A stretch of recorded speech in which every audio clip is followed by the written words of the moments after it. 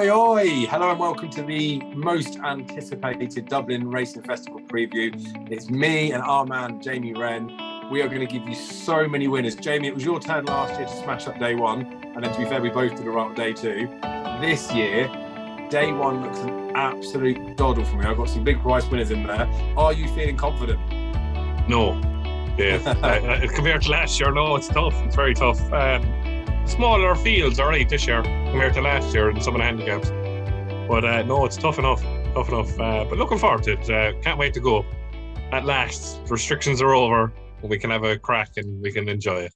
Yeah, so you'll be there. George, that we did the preview with Trialsdale, will be there as well. So that's decent. That's the beautiful thing about talking horses, isn't it? You get to meet people. Yeah. I'm not going to be able to be there this year, but maybe next year we'll get over. Anywho, I reckon we just crack on because we've got 2 days of decent racing, plus there's some British stuff we want to chuck in. Just right off the top of the show, I put something out on socials, Twitter and Facebook to ask people what their bankers and Bismarcks were. Main reason why I do this is I just like to, not echo, but I just like to promote the fact that just because one person thinks something's a good thing, other people disagree. So you'll have just as many people that fancy something as many people that will hate it. So I was going to do these as the races come up. I will mention them again after that, but just to get them off the top, Galopin de Champs was the only unanimous one as a banker. 3 votes to 0, so small sample. Fildor, people liked that, but there was 3-1, so someone didn't fancy it. Sir Gerhard's is a 2-1 shot, so 2 people banked it, 1 person Bismarcked it. Facile Vega's the same, 2 people liked it, 1 person against.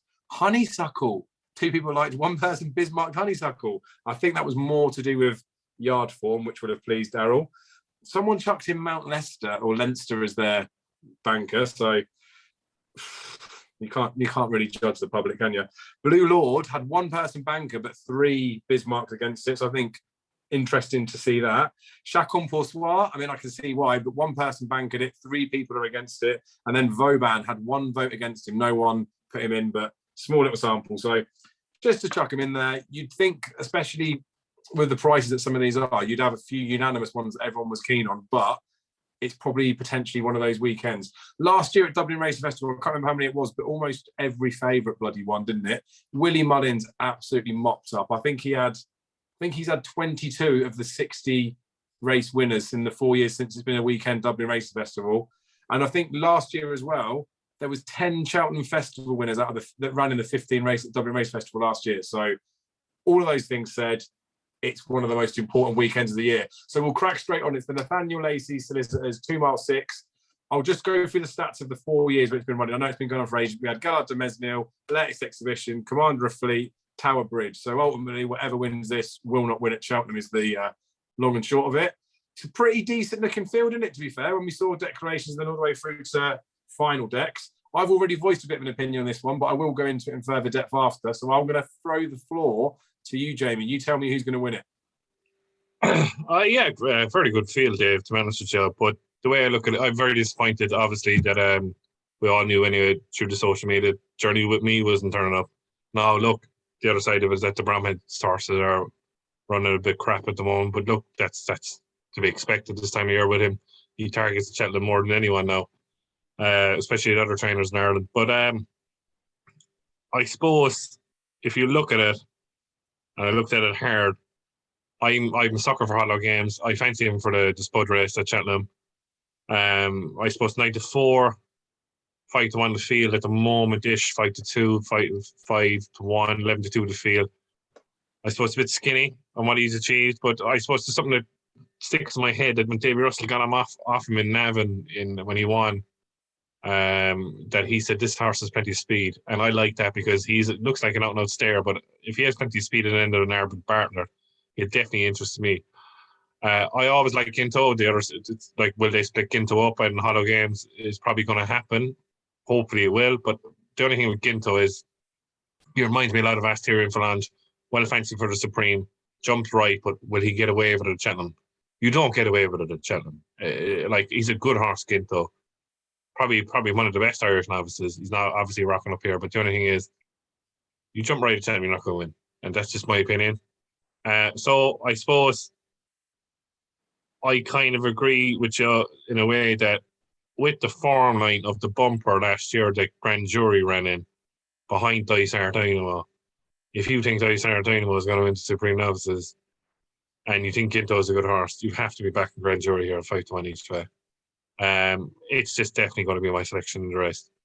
He ran well against Ginto. He beat Hollow Games the last day. But obviously, I think it's between Hollow Games and Grand Jury. Now, a famous man from Betfair and the GG.co.uk thinks Eric Bloodaxe has a chance, but he was absolutely destroyed by Ginto. Absolutely destroyed. So the form line is there. I suppose, like, I think my personal favourite is Hollow Games to win. But I suppose if you're going for the each way value, being an each way stealer, you have to be back in Grand Jury here at 5-1. 100% with the Dice Art Darnaway form. Beauty. Yes, I did speak to Daryl, as I do often anyway, see if he fancied Eric Bloodaxe for this, because he has put him up for the Spud. I can't remember it. Well, I do know what he said, but I don't want to put it out because it's his thing to say, go watch his GG watch for it. But the long and the short of his Eric Bloodaxe thing is, I made the comment that I think you'll think the same, but we don't think this will be enough of a test for him, like the ground, the trip, all that sort of stuff. So as much as he likes him for Cheltenham, he doesn't actually like him in here so much. But I like, obviously, Grand Jury's the one that I'm really keen on. It's the dead 8 at the moment, so it's the muggy, scummy each way market. There's a few of those on the Saturday. But Manella Crooner for Gordon Elliott, that's one that he's mentioned in his like brief stable tour that he wants to make sure that it's nice, decent ground for him. Who's that? Manella Crooner? Manella Crooner, yeah. Yeah, well, sorry, I forgot to mention him there because the fact of the matter, if you think, like I mentioned the horse at the top of the show there, Journey With Me, the form looks not too bad now, doesn't it? With Kilcruck coming back out and winning. Look, maiden hurdles in Ireland. But, like, he has to be there. He travelled well, like, a good thing the last day. I forgot about him, actually, but it's just Grand Jury just has that little bit of better form at the moment. Yeah, that's what I think. And I've got it. So I think the Grand Jury will win. I'm actually going to, I don't know, obviously, like, time sensitive, but I don't particularly care. I think people would rather hear it than not. But Manella Crooner, Gordon Elliott mentioned his stable tour that he wants to run him in here, but he did say that he wants it to be nice ground for him. So that's where, with the dead 8, there is a slight chance. If anyone's going to be pulled out, I think it would be Manella Crooner, which means if we are going for the scummy each way bet on Grand Jury, you may only get the 2 places after. If you do it on the Betfair exchange, if they put it down from 8 to 7, you still get paid at 3 places. That'd obviously be a bit of a rule for, but just something to bear in mind that he might not definitely run, although I give Manella Crooner a bit of a chance. So Bron, that we haven't mentioned, William Myers, I'm just, because I genuinely think this field is pretty decent. I think they're all worthy of a little bit of a mention. Bron as Classifidi in his like family, he was actually beaten 5-1 Fav for the Ballymore. It was the RSA Novice Hurdle back then. I think it's like 2002 maybe. And then he ended up going to be 4th in a Stayers Hurdle. I can't remember who that was behind, but it's quite a big name. Oh, I was there 2003. Barracuda won, Irish Escape, Limestone Lad. Yeah. Back and forth. So it's like further in the family, but he's definitely bred to want a trip. And I know this is very like loose linked just because they're bred together. That's the horse that ran at Naas the last day, wasn't it? That's it, yeah. But he's put in. He went kind of up the rail. Like, Joan, the only thing is there's no rail all the way up the straight Naas. Do you know what I mean? Like, but yeah, I know where you're coming from breeding wise. Yeah, obviously. Yeah, and that's it with him. Like, I wouldn't like he's 5-1. He's very well found. He's vying for second favourite in here. But like, I wouldn't fancy him to win it. Like, I think he's got the potential to show. Form isn't necessarily in the book so far. And just a weird thing to mention, he's got very similar Racing Post ratings as that Classifidi had on in his bumper and then over his hurdle. Like, it's just a weird coincidence more than anything, but looks a really nice type just for a little bit more depth into him. Eric Bloodaxe touched on the fact that this won't be enough of a test for him. Freedom to Dream was behind Eric Bloodaxe. I actually genuinely think Freedom to Dream will reverse that form, but he's not going to win it. He's 33 to 1 poke. Grand Jury, like, I love him. I think the further he goes, the better he's going to be. Henry de Bromhead's comments in there saying that after the Lawler and Ace, they saw him as an Albert Bartlett horse, even though he's in all 3. It's exactly what I thought in there. He said the same as well. Gordon Elliott reckons that Hollow Games could have gone past him. He just didn't run his race that day. And Henry de Bromhead, unprompted, not even in reaction to that, said the Hollow Games had enough times to go past him if he wanted to. So as far as he's concerned, Grand Jury's not going to pass him. But the thing is, you touched on it as well with someone like Hollow Games, where Jamie said that he's pretty quick. Jamie Codd, that is, not you. that's something I just want to reiterate again for the Spud. Like, it hasn't been so much in recent years with your Monkfishers or whatever, but Kilbrick and Storm, Penhill, Bobsworth, Verywood, at Fittish Cross, Brindisi's Breeze all ran at 2 miles at some point. So they had that bit of speed. A couple of those were even flatbreds. So that's of the last 13 renewals of the Albert Bartlett. So that bit of speed that I keep banging on about every now and again is quite good. You mentioned the bumper behind Dysart Dynamo, who's always been an out-and-out 2-miler for me. So I think Grand Jury ticks so many boxes. And the Journey With Me thing, I don't think Journey With Me is going to be winning a Ballymore. He's entitled, there's more to come, all that sort of stuff. But when those two were in here, I thought that the price was the wrong way around for the trip and all that sort of stuff. Now, just because the field has held up a little bit, Grand Jury at 6-1 is still a monster price. So if all 8 held up, I will be fully unloading the barrel on this one for an each way bet. Like, I really, really fancy him. And the only reason I'd go for the muggy each way is just because of the fact that he's just too big a price to not do it. I'd make him like a 3-1 poke in here. So I think he's the one to be on. I do think that Minetta Crooner, it looks another one that's like sort of tailor-made for an Albert Bartlett. Open enough it is, but he's rated 123, I think, the one they beat. So he's got form that ties him with Eric Bloodaxe. Ivan, I think it was. But Minetta Crooner beat him so much easier. I think he ticks loads of boxes. He looks like a nice one, but it is just that little ground comment from Gordon Elliott worries me slightly. And then what do you want for Willie Mullins as well? I don't know if when I looked earlier, he hadn't been jocked. I still don't even know if he's been jocked up yet. Minetta Crooner, is it? No, so he's got Minetta Crooner is in there. He's got Bron, but I don't think What Do You Want's got a jockey up against him yet. At least not what it'll probably be Darrell O'Keefe there, because Darrell O'Keefe seems to has a Ballymore crowd, obviously, on What You Want. Yeah, I think he has a affiliation with them. Nice. But regardless of who's going to be on, and we know he's not the stable's first string, even though he came in for a bit of money. Now, he was the wise guys one for the Ballymore, like you say, because of the connections. Yeah. I think you've got to ignore that Lawler of Nace run if you think that he could be a Ballymore horse, and I don't think you can ignore that. And that's even if you think he's going to be a Grade 1 hurdler. So he can't be competitive in here.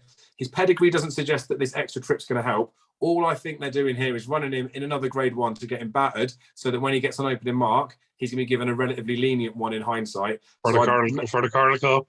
Yeah, or maybe even like a Martin Pipe, who knows? Because they used to use that Martin Purcell, didn't they? They haven't done it in a few years. I reckon they'll come back to that. But he does clearly have ability, but couldn't have him in here. So there's a few that are short priced, like Hollow Games. I get the Albert Bartlett thing. Like if I was backing Anti-Post, I'd have backed him as well. But he's not good enough for me to be winning a Grade 1, I don't think. Or he's definitely not a festival winner anyway. So I think he's short enough. Eric Bloodaxe, again, I don't think it's enough of a test. Bron, like potentially on breeding, but he hasn't got enough form in the book. Minetta Crooner could be, but the comments about the ground worry him a bit. And What Do You Want can't have that. So for me, Grand Jury should be absolutely smashed up. And I really, really fancy Grand Jury in this. Don't know if I can echo that anymore. Because the thing is, as much as I think he'll get the Albert Bartlett, I think this trip for him is literally bang on. Like if he's going to win an Albert Bartlett, he'll be winning this. It's not like he'll be staying on picking something out, but we've gone about this race for so long, but I'm really keen. It looks a really good race. There will definitely be loads of Spring Festival winners that come out of this, I reckon, because we've got the Ballymore still we need some clues for, and even the Albert Bartlett's still a little bit open, especially after what's his name not going to race the rest of the season, the one that was Amazing Cow. That's it, yeah. So definitely talked about that too much, but I think it's unanimous then, isn't it? Grand Jury, I've sold Grand Jury, yep. Get in there. So we're definitely winning the opener. I still can't believe the price on him. It's the wrong price. I know that Henry de Bromhead, all that sort of stuff. Anywho, we will move on to the second race. Oh, honestly, mate, I've been looking at the racing all day, and you can tell, I just can't get enough of it. I'm trying to contain the excitement, but I can't. And why would we contain it? So then we've got the Spring Juvenile hurdle, which historically has always been a nice pointer towards the festival. I touched on it when we did the mid-season previews about the Pied Piper Vauban thing. They were 25s and 16s when we talked about it after that race. Obviously, even before Pied Piper ran, both of them were backed in for the triumph. Now they're vying for favouritism, the pair. Looks like Vauban, they thought he was going to win the first day, got beat. Pied Piper's obviously made it look better. Vauban's done loads of school in Pooltown and said they expect him to run well. On this ground as well, you'd think that he's probably got the advantage over Fildor, although Fildor, to be fair to him, has done nothing wrong. But Vauban's got tongue tied for the first time, which is the only slight negative. Yeah, I agree, Jack. But I do genuinely think it's just a match between the two of them. I don't think Iker Allen is quite good enough to bridge the gap. But I do really like Vauban, but I do just think when you go, like I say, when you go back to that mid-season review that we did, and he was still like a 25-1 poke for the Triumph. And nothing's happened since then. I know Pied Piper's come out, but I mean, nothing had happened before Pied Piper run. This horse was backed into favourite, maybe because they didn't think Phil Dor was going to come. But what Phil Dor has done to date deserves him to be like clear favourite as far as I'm concerned. And you might want to take him on, but I don't think Vauban should be joints. Although I do think that Vauban could be a very good horse. But I have it between the two. I wouldn't want to have a bet in it because of the tongue tie. If Vauban didn't have the tongue tie, I'd back him. Sorry, go on. I'll disagree with you with the why you should be trying Pearl Favourite. Because I was looking at these races there the last day, and File Door, right? If you look back in his first race at Downright, right? Now he's very versatile because they went no gallop obviously in Downright, and it was his first day out, blah blah blah. And C Sessions then went over and won a listed race in Aintree and beat White Pepper, another filly belonged to Gavin Cromwell, right? And then move on. Then he won then a Punchestown, beat Lunar Power. Then beat Lunar Power again. He's beating the same horse. That's the problem. Like with me, it's just he's beating the same. I think this is where File Door gets found out. Probably, yeah. I really do. And I just noticed disrespect to the call where they've come out of nowhere, really, and they've cracking horses, really, to be honest with you. I suppose the easy thing to tip, obviously, is Vauban, obviously, because look at what Pied Piper done. And I thought, but the only thing, if you remember back what Darrell and the lads said to me last week's preview, that Pied Piper wasn't even cooked that day and it'd still be Vauban. And that's what's sticking into my head, that it couldn't go past Pied Piper, who I thought wouldn't stay the trip at Cheltenham. No. Pied Piper could come back for a Supreme, and it's in my head that it could because it got its own way up the straight at Cheltenham. Like, you're not going to get your own way up the straight at Cheltenham in a Triumph. Do you know what I mean? Like, now, they're saying File Door is a better stare than Pied Piper. I kind of agree, but I wouldn't put people back in Pied Piper for a Supreme, to be honest with you, because with a hot Supreme, they might scare away from it. That's the other side of it. But to me, Dave, Arkle, Alan, how is this horse 7-1? His form at the track, I know it's only one race. He looks like a horse that travels behind the bridle, which I like. He looks like he'll stay. And he's 7-1 compared to 11-8 Vauban. I know who I'm going to go for, and I go for Arkle Allen here. It's 7-1. It's a mug each bet. There's 9 runners in the race. I think he's overpriced. I don't think he'll be 7-1 when I walk into the turnstiles in Leopardstown on Saturday. So he travelled like a good thing that day in a maiden. I know it's a maiden, blah, blah, blah. But look, I tell you one thing, 7-1, I'd have a bit of that each way for me. Yeah, and that's exactly what George said when I spoke to him. So he was saying that he's got to be the scummy each way bet again. 7-1, too big a price, and like looks 100%. What a bet! I think it's a great bet. Because I think this is a day if File Door is found out. Vauban is going back to thought they beat Pied Piper that day, and they said Pied Piper was undercooked. So like you're getting what nearly 4-5 times the price of Vauban for Arkle. It's a no-brainer to me. Yeah, and that's the thing to talk about beforehand. Just because Pied Piper's gone and done what he's done doesn't mean that Vauban's going to necessarily do exactly the same. And they're against different horses, all that sort of stuff. But they expected Vauban to win that day, whereas Gordon Elliott expected Pied Piper to come on from it. So just because Pied Piper's come on from it doesn't mean that Vauban was what I'm trying to say. But if it was gun to head and I had to have a bet in it, I would take the punt on Vauban, just for the fact of a win selection, because I think Ekeda Allen will be there, but I just don't think the both of them will be not good enough. Phil Dor could easily be 130's horse, could easily be a 140's horse. I think it's just that question mark. There's just no depth to it. Like you say, he's been beating girls, and the girls have been beating each other in behind, haven't they? Yeah. He has got a Plutard in the family, which suggests that stamina is going to help him a lot more. This is one of those races this spring Juvenile that if you get beat here, it isn't the end of everything going into Cheltenham. So it's one of those that I personally won't be having a bet in the race. I don't think Tiger Roll is beating it second time out. Bar class. So I backed him train. It was a good winner for me in the train. It doesn't mean even if they're close up, it doesn't mean you have the winner. Do you know what I mean? It's a race to watch, but he's so overpriced in my opinion. Yeah, and I think it's a fair point to make it. So I think as we stand with that, then you're going to go for Arkle, Alan. If it was gun to head selection for me, I'd take the punt on Vauban. Because he's wearing the tongue tie, that terrifies me, to be honest with you, because you don't often see Willie Mullins reaching for headgear on the second start. No, I think even with Fernie, he might have waited a couple of bumpers before he realised that he needed a hood. Anywho, I did look at some of the other ones that are in there, but everything that I was reading about them was they're just not good enough. So apologies if I've offended any juvenile owners there that have got runners. Then we're going to move on to the third race on the card, 210. This is why the Dublin Racing Festival is so good, isn't it? Because the handicaps are pretty decent, to be fair, but it's just banging grade one after banging grade one. So we've got the Arkle Novices Chase. This is one where the 5-year-olds are getting a couple of pounds, which they won't get in March. The girls will still get the girls' allowance over there, but it is the case that Embittered has got no chance, and that's the only one that Blue Lord isn't giving weight to, because the rest of them are 5-year-olds. We look at the Arkle market when it comes to Cheltenham, and we know that Blue Lord's favourite, but the few that are behind him in here aren't that far behind in the betting.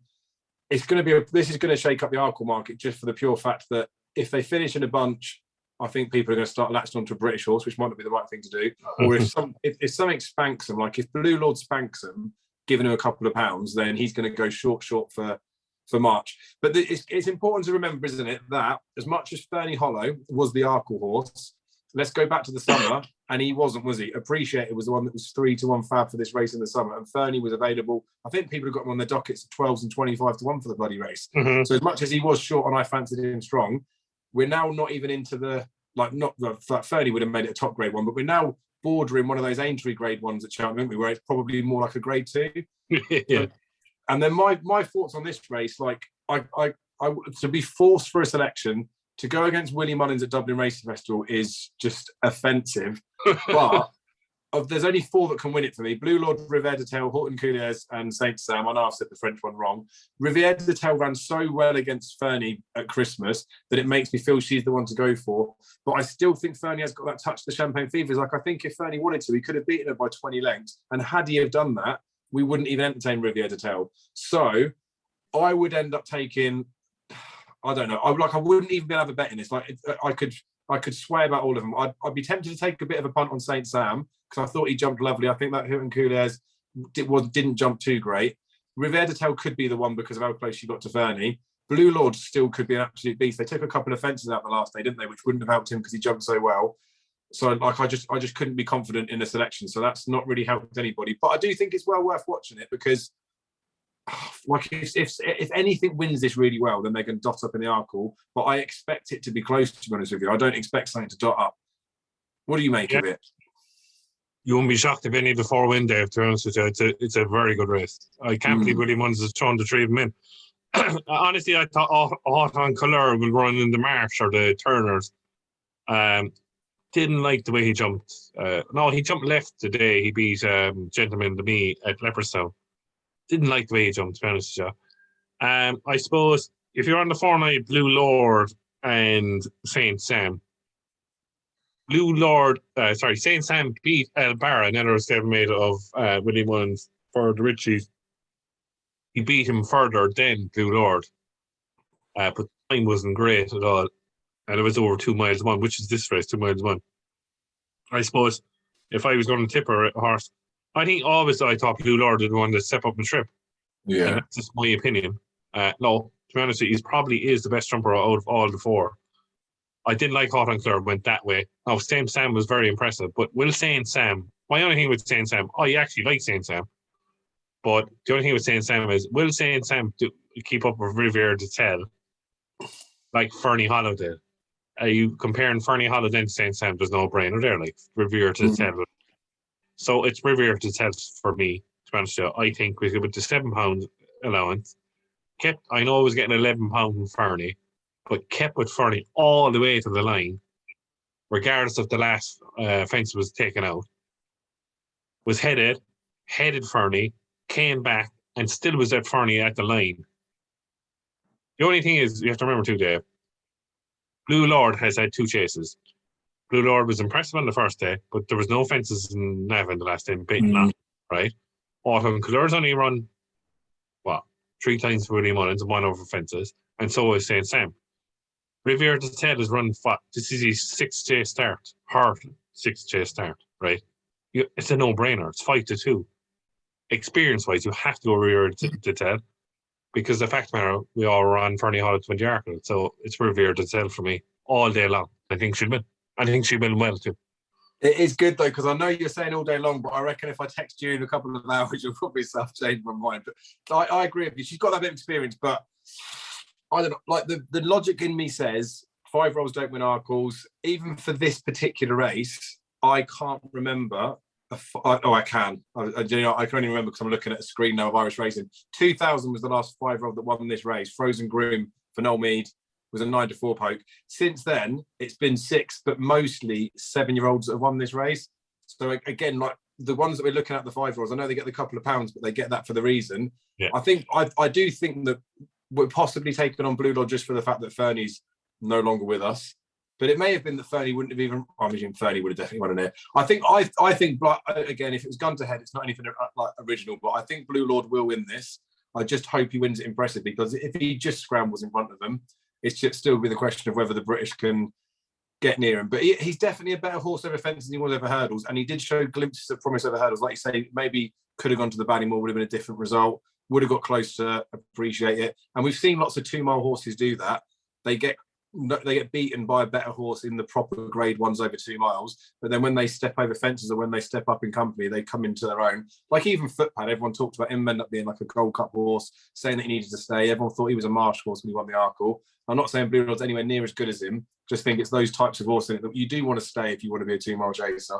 So yeah, reluctantly it would be Blue Lord, I think, but it can be such a good race to watch. I think Saint Sam, Rachel Blackmore, I'm hoping she does what she did with Allaho against Min at Cheltenham, where she just had like the balls that she had to do that at Cheltenham to just take on Paul Townend and say, no bollocks to you, I want to make the running. And Willie wouldn't have wanted to cut their own throats. He would have said, do what you want to sort out amongst yourselves or whatever.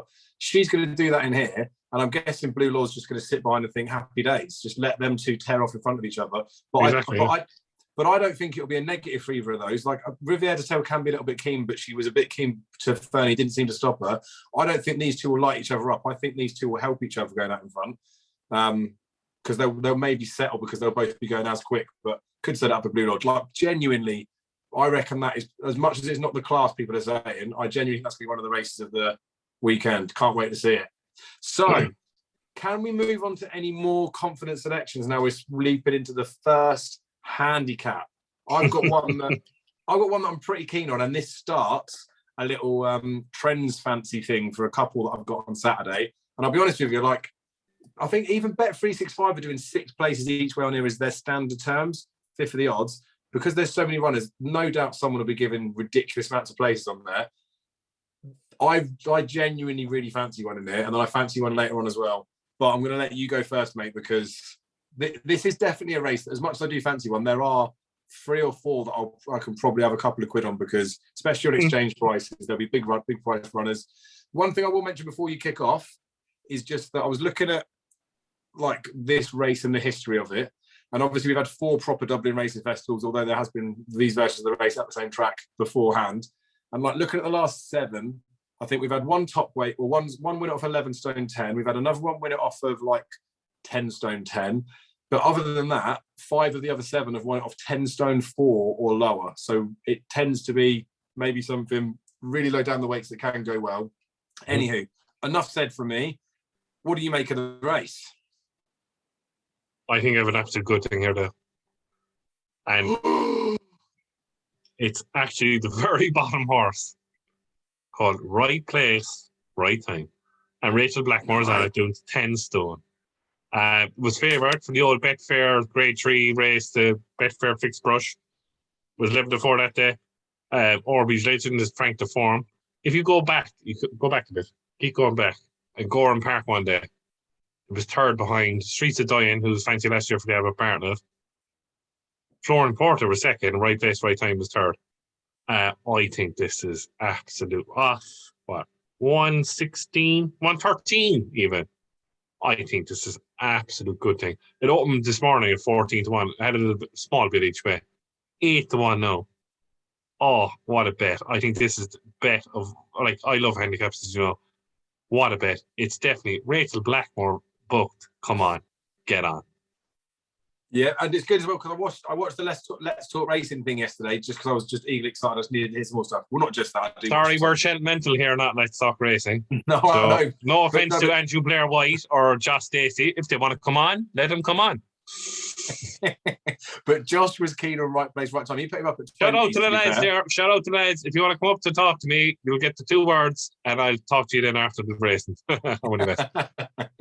Well, Josh put him up at 20s. Daryl had mentioned him because he came over. He was entered at Sandown as well. I don't think Daryl would had tipped him at the 20s or whatever. But like he was interested anyway. He is £3 out the handicap, but I don't think it's going to matter, to be honest with you. But yeah, like definitely one that was on the short list for me. Now the price has gone, like as far as I'm concerned. Like I'm sure people still want to get stuck in. Like the price has gone for me. I know that I get the bookings are positive and all those sort of things, but I've got an absolute peach in it. Now, let's just remember that this time last year, I was very bullish about the handicaps on the first day. Didn't quite pan out, but you dotted up in both of them, I think. And then maybe Sunday I came into my own. But I've got a beaut one. And also this year, I did the cards in reverse order.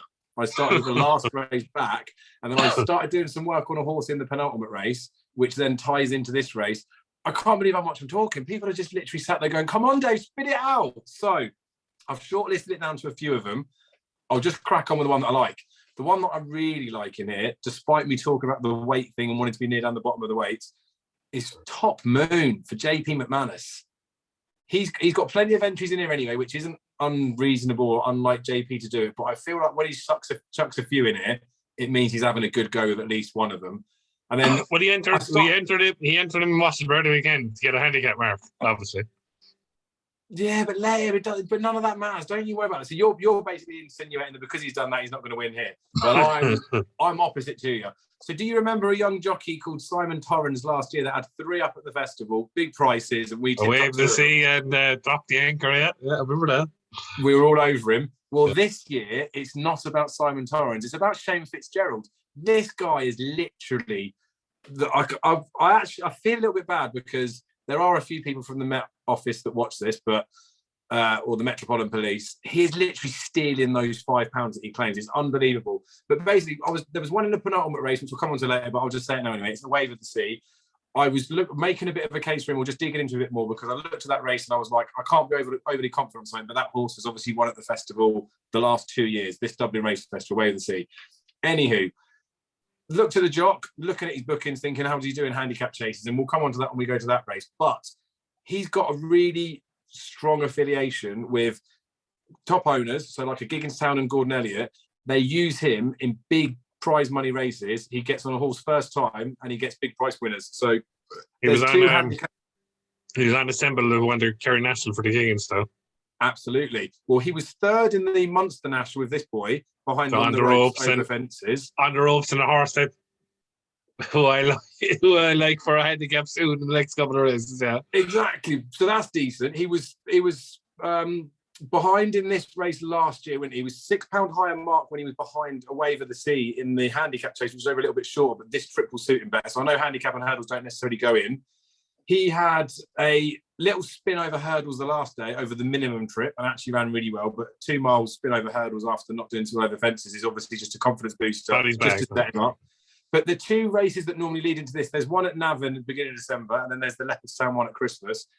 He rode the winner of the one in Navan, Commander of Fleet for Gigginstown. That was a 40-1 poke. And that's what I mean about these top yards and top owners sticking this guy on to win with big horses. Commander of Fleet, plenty of backlash there, second to Milando and Albert Partner. Exactly. There's just loads of this horse. But I feel like he is definitely set up to he's set up to run well anyway off the mark. I know it's over hurdles, not over fences, because he pulled up a couple of times there, but like there's decent form with this jockey on anyway for the fact that Munster National. This guy gets used very, very well. Admittedly, when we come into the chase stuff, the chase stats are marginally better, but I think Top Moon's at stupid price. Like 28-1 he is. You get 6 places, 100% they will be doing something with him. And I know like you said, he was entered over here, see what the market stuff's going to be, but I feel like this is the first almost. We know what the prize money is like at Dublin Racing Festival. Like they want to be winning this, so like I'm very keen on Top Moon. He's way too big a price, and regardless of price, like even if he was like a 10 or 12-1 poke, I'd be fairly keen on him. I think I found a little bit of an angle on him. Of some of the other ones that are in there, just worth a mention. Dallas depicts on the prices make me look twice at him. He did win this in 2019, unseated in the chase here the season after, so I think he does kind of like it here. Things haven't been plain sailing for him for a little while, and it is a big ask, but like I say, the price is just a bit too big. Another one that I thought, well, one that was worth a mention just more than anything, we see eye catchers in that Leopardstown rain at Christmas. Dunboyne was the biggest single eye catcher, but the horse just doesn't seem to win, does he? So, no. I don't know. And what was it? The only thing is, Dave, what was the minimum to get into the per temps last year? It was like low 130s, I think. Well, low 130. So he's 128 at the moment. So he's going to get taxed for that. So what's 132, 133 in England? So could get in. It doesn't make a difference if he wins or not. Do you know what I mean? Like, no, and that's what I was thinking with this. Like, I think he probably wants to be there or thereabouts. And he was definitely the eye catcher there because he came fifth in that Pertemps qualified. But he's just too short a price to punt, I think. The one that I did think that was worth a punt, right place, right time that you mentioned, like I do like, but I don't think he's as good over hurdles as he is over fences. Enjoy Delan runs off a £32 lower mark, or maybe he's £31 lower because he's pound out or whatever, but he's like off a stupid mark over hurdles compared to this. He was too big a price, but he's been well found now. So I backed him when the markets first opened, but he's probably a little bit short now. But again, that weight thing that's carrying, I think he's okay. And he ran pretty well over fences at Leopardstown Christmas. So I like horses that like the course. The other one that I have put in, I know I'm mentioning hundreds and hundreds of horses, but it's well worth it. Squire Mere, another one for JP, right down the lower bit with it, was 5 lengths fifth at this meeting last year off a £15 higher mark, but that was over fences and over a few fathoms shorter. Doesn't win very often, but the 2 spins over hurdles both came last month in January, so they were quick fire runs. I don't know whether it's fitness or whatever it was, but they ran him and they were both at the middle trip. But I don't think he was trying on either of those. He won the 3 mile lengths, the national handicap chase after finishing second here last year. So I just think, although he's 12, he's not out of it, probably overpriced. And like I say, I think JP's trying with a couple of them. So I've backed Top Moon as my main bet for this, but I've had a little couple of quid wins on like savers on Dallas to Picton, Squire Mere, Enjoy Delan, right place, right time. But I won't, I haven't done right place, right time, I missed the price. But I won't be booming any of them. Top Moon's the one that I fancy, but I just wanted to mention the others because it is a big race in it. You can have a couple of darts. Okay, yeah, but right place, right time for me, Dave. Yes, you're so balls deep in it. Right, now we're on to a juicy one. This is borderline my best bet of day one. It's the Irish Gold Cup. I think it looks pretty straightforward, personally. Do you want me to just kick off and do it for you? Go on, yeah. We could almost go alternate horses. We could take odd and evens, and we're going to have the same opinion on all of them, I suspect. If we don't come down on the same horse, then this will be the last preview we're ever doing together, Jamie. Because there's only one horse that can win this.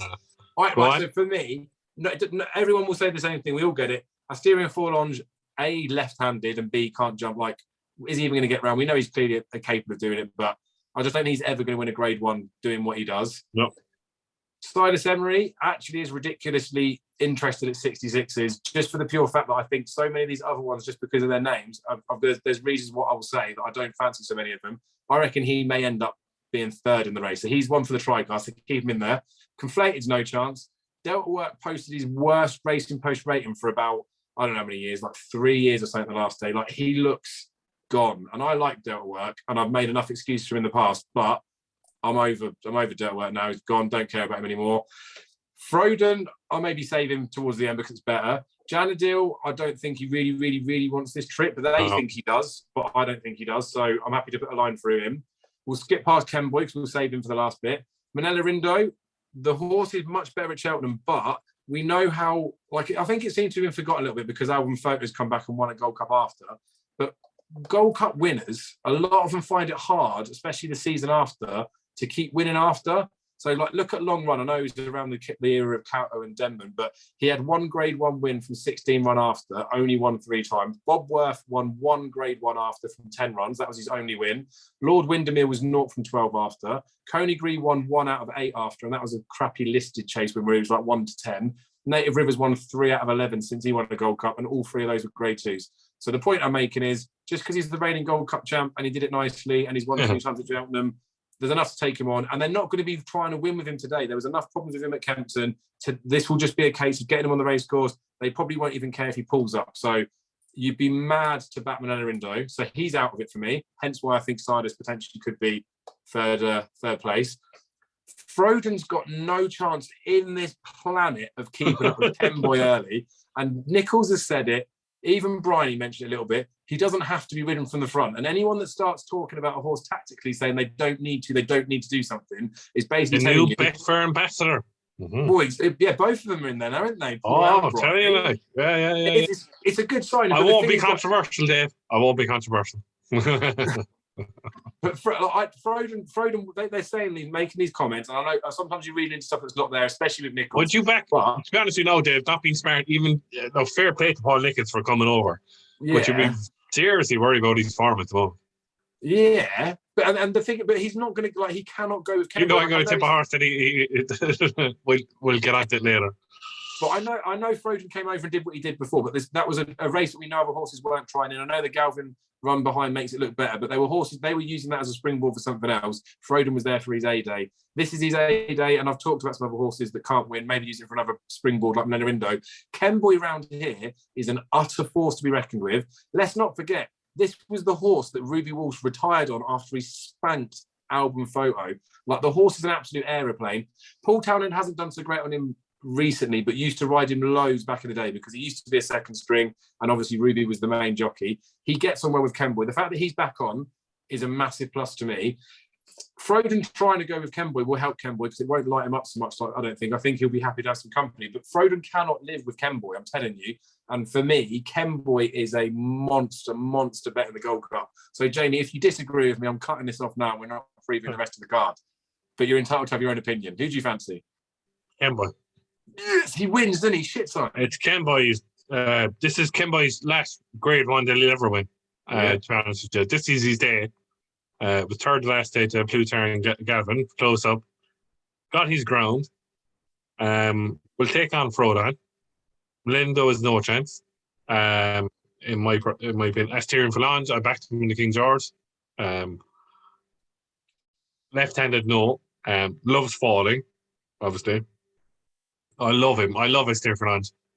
He'll probably rock up in that 2.5 mile handicap they ran in Punchestown last year. He'll probably win again off top 8 off a ridiculous mark. It might be. Now, there's 8-9 runners here, Dave. And to be honest with you, I'm going to back Kenboy, and I'm going to have the stupid, ignorant, muggy each way bet on Janadil. Because I think one day he might stay 3 miles on the ground at the moment, yielding. It's going to be good yielding, no matter what they say, no matter how much watering they've done. So I'm going to have a bet on him each way, because the one day I don't back him to win over 3 miles, he'll win. So it's Kenboy to win and Janadil each way for me. Boom. Well, I'm pretty confident that Silas Emery's going to come third. I thought Frodon was going to come second, but who knows, might just completely flop. So we'll say Kenboy is, I really do fancy Grandeur in the first one. I can't echo this enough. I really fancy Kenboy as well. These are the types of races where I'm happy to hold my hands up. Like, these stay in chase Grade 1s are my like worst record of like confidence and tipping. But I think it's because they're better class ones, and on their day they can sort of beat each other. And you wouldn't be surprised with certain types of horses winning if they won. But I really, really, really fancy Kenboy. I think 3-1 is an absolutely cracking price. I'd have him sub 2-1. So I'm glad the other horses are in it to make up the market. We'll go for it then. We'll do the tricast. Kenboy, Janadil, Silas Emery. Straight tricast. 100%. Now, right. I mean, I don't even know how long we've been going for, but I don't even care, mate. So we got you got the clap in last week. We did the tricast, didn't we? We Cormier, Severance, and History there, wasn't it? How have we not even talked about last week? We smashed up Cheltenham. But anywho, this one, right? So I can let you go first this one if you want, but I'm so excited about this one as well. So the 350 handicap chase, someone did nap Mount Leinster as their banker. Poor person if they're going to stick their money on a horse that doesn't stay 2 mile 1, doesn't want to stay, just bottles it, heart of a pea, worse than Beakstown, little bald nonsense. I can't breathe. Can't have Mount Leinster. And the good thing is, the price that he is, even with exit poll, the two of them are going to cut each other off at the front. I don't like either of those. So then I was starting to look at ones in behind, thinking there's got to be something that's a bet in here. And there was something that was overpriced. And I can get the WhatsApps to stick up on the screen and tell you that I sent the message to a couple of people saying this is a 14-1 poke. It should be about 7s. legitimately, by the time I got my third response back, it had been back from 14s into 7s. So it ended up being the right I wonder price. what horse that is called, Dave. But Come on, we'll say lightning does strike twice. Yeah, but I'll feed into that horse after, because I've got loads of little just nonsense little statty things to chuck up there that will make you all sound cool at the race course when you're talking to your friends about it. But how do you view the race, mate? Well, to be honest with you, I thought Mount Leinster first off in the entries. I suppose when I looked at the entries, there was only 12 in it, and I was like, oh my, 2 million handicap? Normally you have about 30 runners here, 25, 20 maybe. I actually really fancied a horse of the Rob Corps called January Jets. He's not running. Really disappointed. They're running Computer Mix, which has no chance, in my opinion. So Mountain Leinster doesn't jump well enough for me. If you like 15-8 for a horse that can't jump, it's vile. He might get away with it for one day, and that'll be the day you don't back him. That's horse. Do you know what I mean? So I can't believe. Look, lightning strikes twice. I was here over 12 months ago already. Has to be a wave to see again. Like, if you think Top Moon's going to win the 3 mile handicap, form out the wave to see. You have a Shane Fitzgerald on it. Now it's up £9 higher than last year, but you still have Shane Fitzgerald's thing. He's £2 lower than he's marked with the £5 claim from Shane Fitzgerald for he's running the Munster National. Blatant on steer in my head. He probably used a 2.5 miler now, but he'll get so much pace here that they'll fall in a hole at 3 out. He'll probably be 10 lengths behind him, and he'll stay on at the end. So it's a wave to see for me. 7-1, Dave. You have to have a bet. I might be unoriginal. People might say, oh, this Irish dope is on again, saying the same horse as last year. But it's not, a wave to see for me. It's even the way we were talking about it, again, with the runners that are in there, there's 9 in here. So again, we can call it the dead 8, can't we? So even if one comes out, we're fine. But at 7-1, when you're getting 3 places paid there, I mean, when he was 14s, he was the wrong price. I think he should be about 7-1, because like we said, because he is higher, form isn't as good this time round. But you can't ignore him, course and distance, all that sort of stuff. So I suppose Grange Walk, it's worth mentioning because he won the race at Christmas that leads into this classes course and distance. But Shane Fitzgerald was on him that day, wasn't he? And that was the difference. And this is what I want to talk about with Shane Fitzgerald when he gets booked up to ride a horse, right? So I wrote up all the horses in the race, and I actually felt a little bit lackluster. Like, I didn't want to be on a wave of the sea because I felt it's too obvious, he's too high up in the weights. But as I started whittling for the other ones, I was like, this can't win, this can't win, this can't win, this can't win. So Mount Leinster, literally, I'll read out what I wrote. Incredible record of losing loads of grounds at the end of his races. While 135 will definitely help his cause, I would be terrified to trust he'll see out the race, and I could not even consider him at the prices. I won't go through what I said about every other horse, but basically there's little niggles about everything. A wave of the sea, I said, he loves it here, especially the meeting. Probably wants a little bit further these days, like you say, 2.5. Interestingly campaigned so far this season because he doesn't want as far as he's been running. Hasn't had the decline in weights that I suspect they were trying to find out. But I think at the middle trip, he probably does have a race in him. £5 being taken off will help, though, now that he's back to the 2 miles. And then when I looked into a little bit more about Shane Fitzgerald, because I like digging in, his use in chases, right? So I think this is the last, it can't be the last season, maybe it's the last 5, whatever, but he's plus 30 points from 94 rides, 11 wins, so it's a 12% strike rate, 31 in the top 3, so 33% strike rate. But I'll just run through some of the horses, and this is where you'll see the Gigginstown affiliation. So Assembly, you've already mentioned him earlier. Gigginstown and Joseph won that big handicap chase September. He rode the same horse beforehand. Conflated won the handicap chase in December, 9-4 Fab, but it was the first time we rode him, so Gigginstown Gordo. Epsom de Who, Gigginstown and Henry de Bromhead, 1 November, first time on him. Forged in Fire, Gigginstown and Gordon won the first time up in the chase. We talked about Commander of Fleet, albeit that was over hurdles, so we'll stick with the chases. Fire Attacked, Gigginstown and Joseph. He was odds on, but he won first time on him in the chase. Grange Walk won that race at Leopardstown, first time up, 18-1. I can't even mention this one. The JP and Padrick Roche horse, Ush Beether, I'm going to say. It's nothing like that. Hello, Ishka UISCE. Ishka, yeah, is water in English, yeah. Ishka is water in Irish, yeah. And Ishka BEA. Ishka Baha, yeah. Ishka Baha, yeah. Yeah, so that one list old 21 first time with him on it. That was a JP horse. So I was trying to buy into the JP ones. Then I dug out Top Moon again, like I say, third of the month's national behind the on ropes, first time up. So basically what I'm saying is big owners use this guy with his claim when they want him to try in a big race, regardless of price or whatever. And he's got a good record. Now, admittedly, if we see from his strike rate, 12% win rate doesn't mean that they're all going to win. But 14s was too big. We know this horse is nice there. They know that he probably needs a little bit of help with a bit of weight coming off. This Shane Fitzgerald is nicking £5. It's as good as having your top jockeys on board.